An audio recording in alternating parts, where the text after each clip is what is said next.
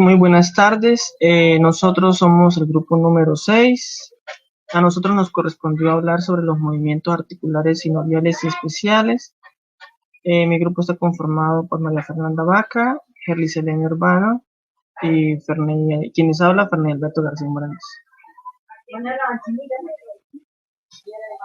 Antes de hablar de las articulaciones sinoviales, voy a hablarles de qué es una articulación. La articulación es la unión entre dos puntos de elementos de esqueleto, ¿sí? La unión cercana entre dos huesos.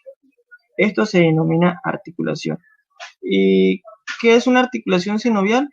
Pues, por ejemplo, son conexiones entre componentes esqueléticos en las que los elementos se encuentran implicados o separados por una cavidad articular, ¿sí? Siempre que haya una cavidad articular entre la articulación, eso se conoce como una articulación sinovial. ¿Dónde encontramos este tipo de articulaciones? Por ejemplo, en las rodillas, porque generalmente esas articulaciones sinoviales son las que presentan un mayor grado de inclinación o movimiento, ¿sí? Dentro de las articulaciones sinoviales también encontramos las articulaciones sólidas. Las articulaciones sólidas tienen un movimiento más reducido, ¿sí? Porque está formado por tejido conjuntivo, ¿sí? ¿Dónde se encuentran? Bueno, el tejido conjuntivo se encuentra de dos formas, en el tejido fibroso y cartilaginoso. En el tejido fibroso se encuentra en la parte del cráneo, ¿sí? Que son las fisuras que se encuentran en el cráneo, que está formado por tejido fibroso, ¿sí? Y el tejido cartilaginoso es el que se encuentra, por ejemplo, en las vértebras, ¿sí? En los discos de las vértebras están formados por tejidos cartilaginosos, que generalmente son donde soportan las grandes cargas sin impedir el movimiento. Les voy a hablar de la estructura sinovial de las articulaciones, ¿sí? Por ejemplo, en este caso le voy a hablar del periósteo. El periósteo es una vaina fibrosa que cubre el hueso, contiene vasos sanguíneos y nervios que le proporcionan nutrición y sensibilidad al hueso. Generalmente el periósteo en los jóvenes tiende a ser más grueso, ¿sí? Y su espesor disminuye a medida que el hueso madura. También el periósteo es importante porque ayuda a remodelar el hueso cuando ha sufrido algún daño, una fractura, ¿sí? Entonces el periósteo lo que hace es regenerarlo o remoldearlo, ¿sí? Para que se sane ese hueso. La capa fibrosa, ¿sí? La capa fibrosa está formada por tejido conectivo denso, adherido al periósteo. Algunas de sus fibras forman fascículos o ligamentos cuya función es mantener los huesos unidos en la articulación. La membrana sinovial. La membrana sinovial es la que se encarga de secretar o producir líquido sinovial. Una de sus funciones principales consiste en reducir la fricción, lubricando la articulación, y también sirve como de amortiguador frente a impactos. También contribuye en el proceso de proveerles oxígeno y nutrientes y eliminar desecho de dióxido de carbono y desechos metabólicos. La cavidad articular o cavidad sinovial permite un movimiento considerable de las articulaciones y se clasifican como movimientos libres o de artrosis, ¿sí? Porque son las que tienen mayor ángulo de movimiento. Y dentro de la cavidad articular, los huesos están cubiertos por cartílago articular, ¿sí?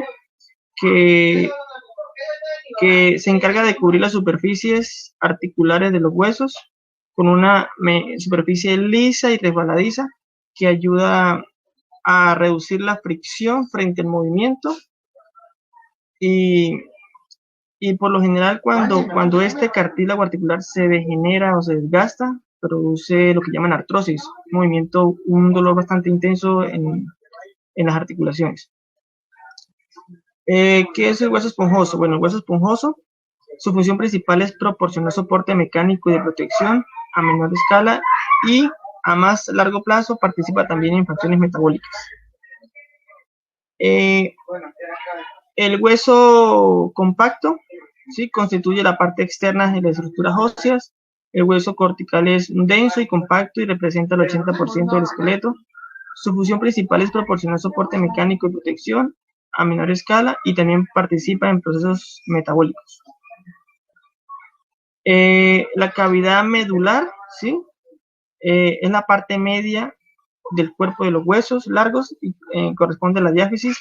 En general son de forma tubular, ¿sí? Túbulos, y en cuyo interior está esta cavidad medular que contiene médula ósea amarilla en los adultos.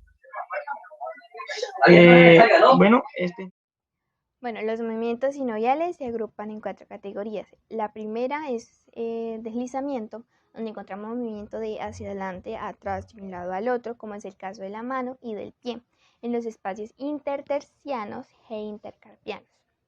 En la segunda categoría son los movimientos angulares, entonces en un incremento o disminución del ángulo. Entonces en el primer caso vamos a ver lo que es flexión, que es disminución del ángulo, y el segundo es extensión, que es donde vuelve a su estado original y aumenta su ángulo.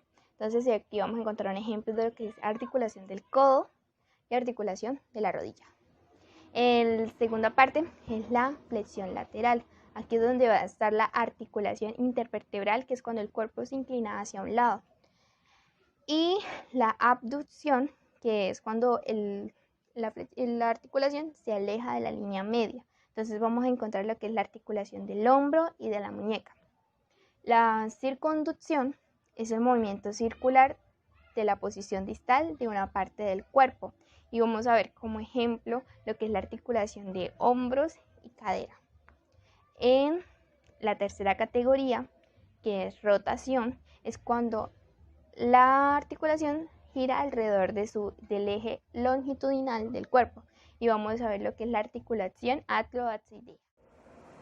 Los movimientos especiales solamente ocurren en algunas articulaciones, como lo son la elevación, la depresión, la inervación, la protracción, la eversión, la dorsoflexión, la flexión plantar, la supinación, la pronación y la oposición. Significa levantar.